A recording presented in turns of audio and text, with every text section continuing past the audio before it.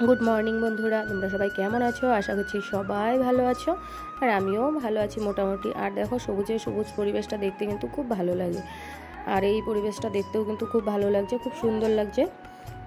সেই জন্য তোমাদের সাথে একটু ভিডিও শ্যুট করে শেয়ার করলাম। একটু একটু হাওয়া হচ্ছিল, সেই জন্য আরও ভালো লাগছে।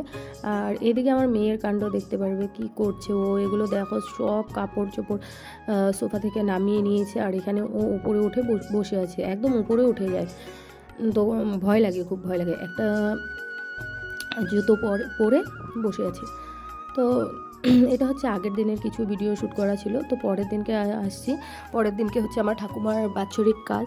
এখানে দেখো রান্নাবান্না হচ্ছে। আমি খাওয়া দাওয়া বা রান্নাবান্না এক এক করে তোমাদের সাথে শেয়ার করিনি।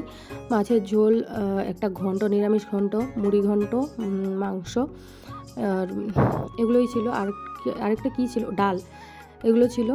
তোমাদের সাথে সব কিছু শেয়ার করা হয়নি। স্নান করে আসলাম, এখানে শ্রাদ্ধ অনুষ্ঠান হচ্ছে, বাৎসরিক কাজ হচ্ছে। ওইদিকে গীতা পাঠ হবে আর এদিকে শ্রাদ্ধ হবে।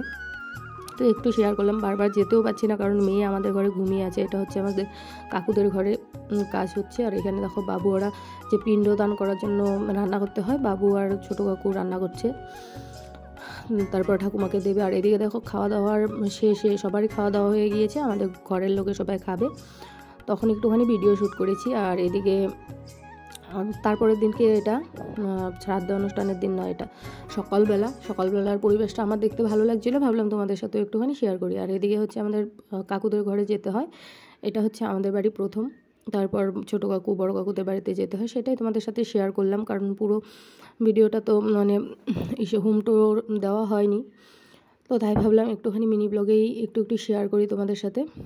আর পুজো তো চলেই এসছে।